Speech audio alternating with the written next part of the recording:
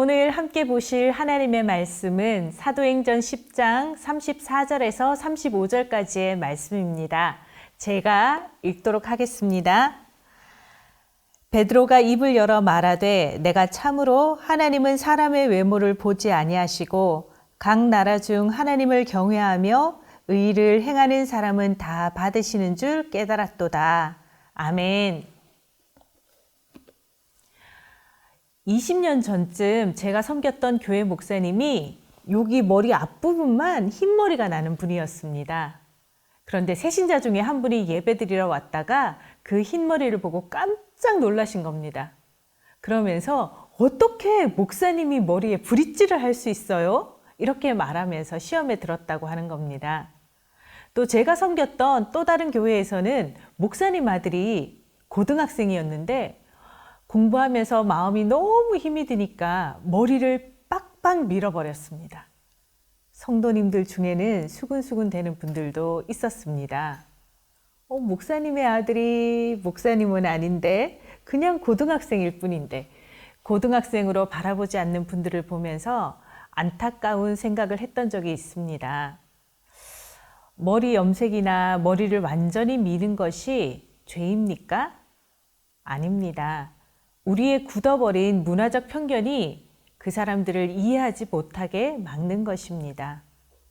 요즘 젊은 세대들은 이런 것들은 쿨하게 받아들이는 것으로 알고 있습니다. 우리 영아부 부모님들도 이 정도는 다 받아들일 수 있는 넓은 마음을 가지고 계실 거라 생각합니다. 그러면 제가 한 가지 질문을 더 해보겠습니다. 너무나 존경하는 목사님을 마트에서 봤는데 술을 사는 것을 봤다면 여러분 어떤 생각이 드시겠어요? 시험에 들지 않을 자신이 있으십니까? 술 사는 것쯤이야 마시는 목적이 아니라 고기를 삶거나 다른 용도로 사용할 일이 있겠지 이렇게 생각하면서 이해할 수 있습니다. 그럼 조금 더 나가서 목사님이 술을 직접 마시는 것을 봤다면 어떨까요?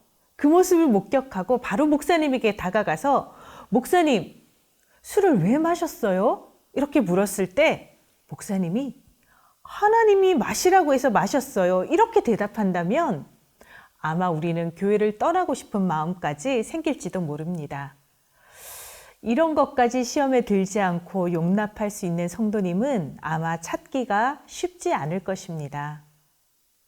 사도행전 10장의 내용이 유대인들에게는 이 정도의 충격이었습니다.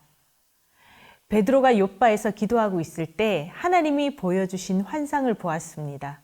유대인들이 부정한 음식이라고 평생 먹지도 않았던 것은 당연하고 가까이 다가가서 만지는 것조차 혐오했던 그 동물들을 하나님이 베드로에게 먹으라고 하셨습니다. 베드로는 이제 막 시작한 예루살렘 교회의 수장이었습니다. 목사님에게 술을 마시라고 권하는 것보다 더한 요구를 하나님이 지금 하고 있는 것입니다. 그래서 베드로는 완강하게 거부했습니다. 베드로는 하나님의 요구를 3번이나 거절하고 끝까지 먹지 않았습니다. 하나님은 3번의 환상을 통해서 베드로에게 이렇게 말씀하셨습니다. 사도행전 10장 15절을 보면 하나님께서 깨끗하게 하신 것을 내가 속되다 하지 말라 이렇게 말씀하셨습니다. 베드로는 끝까지 먹지 않았지만 환상을 통해 말씀하고자 하시는 하나님의 의도가 있다는 것은 깨달았습니다. 하나님의 의도가 있다는 것은 또 알았지만 그 의도가 무엇인지까지는 아직 알지 못하고 있을 때 고넬료가 보낸 사람들이 베드로에게 도착했습니다. 그리고 고넬료의 집에 가서야 베드로는 환상을 보여주신 하나님의 뜻을 제대로 알게 되었습니다. 사도행전 10장 28절, 29절 말씀은 이렇게 기록되어 있습니다. 이르되 유대인으로서 이방인과 교제하며 가까이 하는 것이 위법인 줄은 너희도 알거니와 하나님께서 내게 지시하사 아무도 속되다 하거나 깨끗하지 않다 하지 말라 하시기로 부름을 사양하지 아니하고 왔노라. 고넬료를 만나자마자 베드로가 한 말입니다. 좀 심한 표현은 자제하고 집에 초대받은 사람으로 예의를 갖춰서 한 말이 당신을 만나러 온 것은 위법입니다. 이렇게 표현한 것입니다. 듣는 고넬료 입장에서는 굉장히 기분 나쁠 수 있는 말인데 말하는 베드로 입장에서는 이 정도 표현도 아주 순하게 표현한 말인 것입니다. 유대인들이 이방인을 생각하는 시선은 바로 부정한 동물을 바라보듯 혐오하는 것이었습니다. 목사님이 술을 마시는 것보다 더 놀랄 만한 일이 유대인들과 이방인과의 교제였습니다. 이스라엘 백성들은 자기들만 선택받은 민족이라고 생각하는 선민의식을 가지고 살았습니다. 그래서 이방인들은 구원받지 못하는 짐승과 같다고 생각했습니다. 그리고 유대인들의 머릿속에는 이방인들은 지옥의 땔감이고 지옥의 불쏘시개라고 생각했습니다. 베드로의 머릿속에도 이런 의식이 가득 차 있었습니다. 하나님은 베드로의 이런 편견을 깨시기 위해 사도행전 10장의 모든 만남을 주도하셨습니다.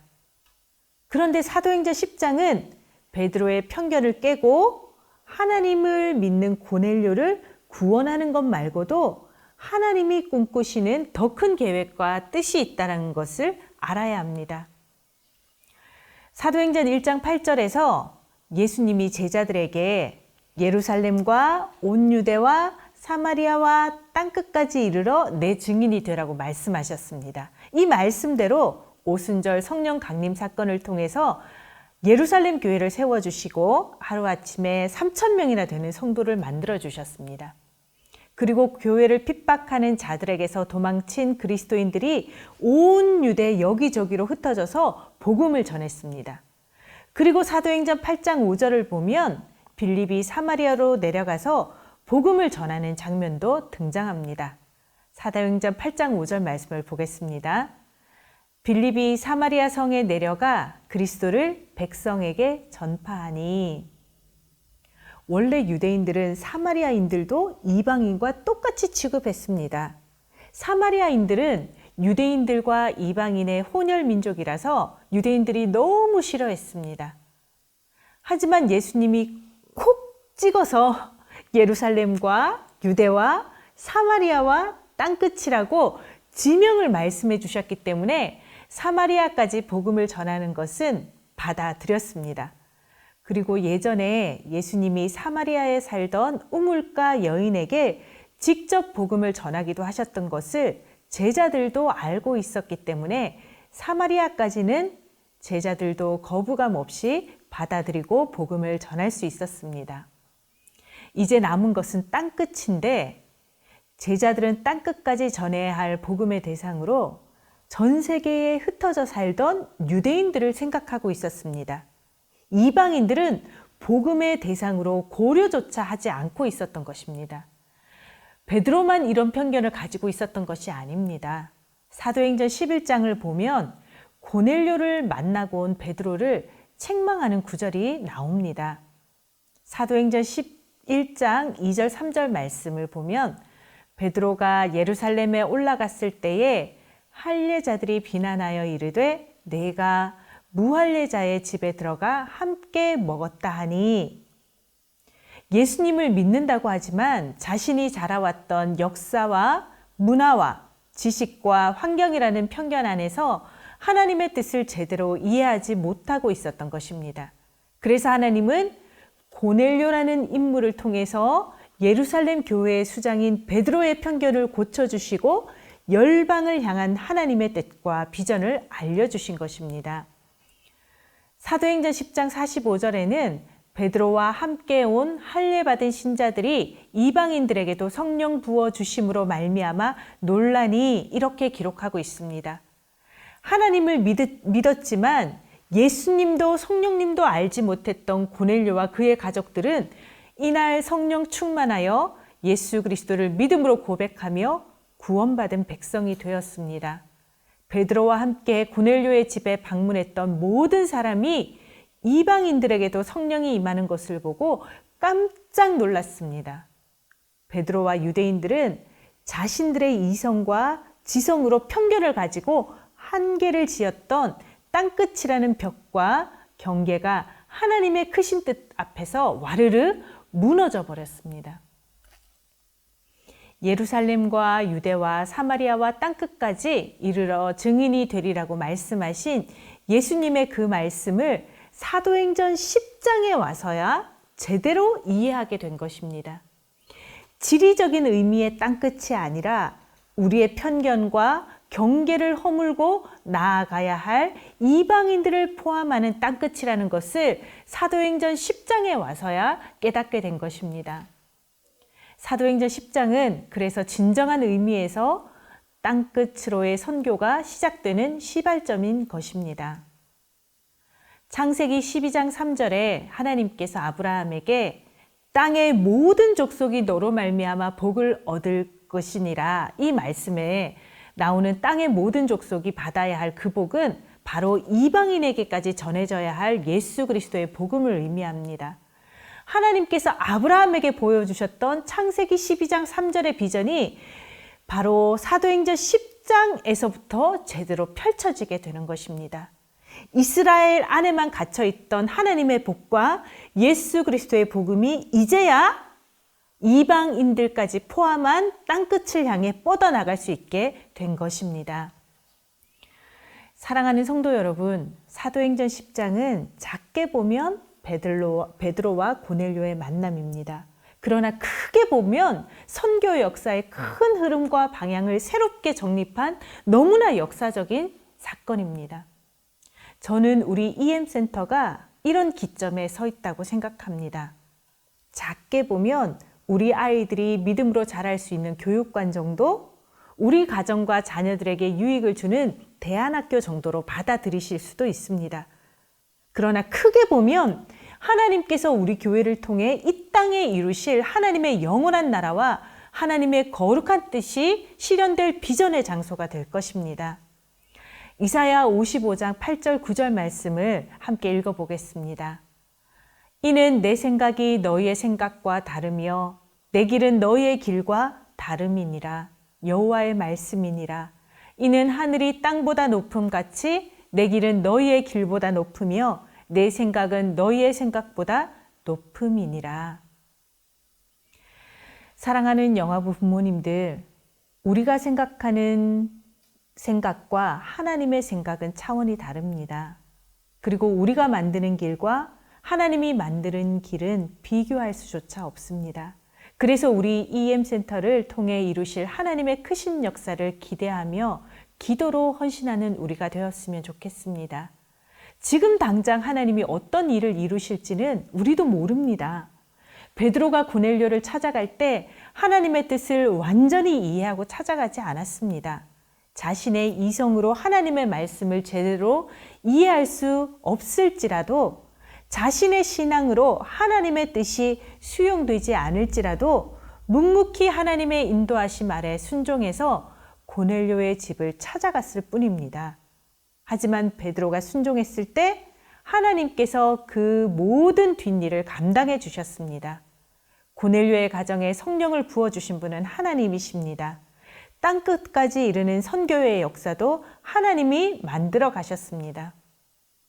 우리도 지금 당장 EM센터를 통해 하나님이 어떤 큰 역사를 이루실지 우리는 상상할 수 없습니다. 이곳에서 어떤 믿음의 인물이 길러줄지 우리는 내다볼 수 없습니다. 그러나 지금 이 순간 우리가 할 수 있는 것은 EM센터를 위해서 기도로 헌신하는 것, 하나님이 하실 일을 기대하는 것, 그리고 하나님이 주신 비전을 가지고 앞장서서 걸어가는 교회의 모든 결정에 한 걸음씩 순종하며 따라가는 것, 그것이 지금 우리가 해야 할 일인 것입니다. 하나님의 생각과 하나님이 내시는 길과 하나님의 큰 비전이 이루어질 EM센터를 위해 순종하며 기도의 헌신으로 참여하는 우리 모든 영화부 가족들 되시기를 부탁드립니다. 이 시간 우리의 자녀를 위해 함께 축복 기도문을 읽으며 기도하겠습니다. 사랑하는 하나님, 우리 자녀가 믿음으로 자라갈 예배의 장소를 허락해 주셔서 감사합니다. 우리 자녀가 이성으로 이해할 수 없고 지성으로 용납할 수 없는 상황에서도 하나님의 말씀에 순종할 수 있는 믿음의 자녀가 되게 하시고 순종을 통해 하나님의 크신 뜻과 계획을 이루는 복음의 도구가 되게 하여 주시옵소서. 우리 자녀에게 고넬료와 베드로의 만남과 같이 좋은 만남의 축복이 있게 하시고 가는 곳마다 하나님께서 예비하신 믿음의 만남이 있게 하여 주시옵소서. 우리 자녀가 만나는 사람들에게 편견과 경계를 갖지 않게 하시고 복음으로 많은 사람들을 품을 수 있는 큰 그릇의 사람이 되어 하나님의 축복을 땅끝까지 나누게 하옵소서. 예수 그리스도의 이름으로 기도합니다. 아멘.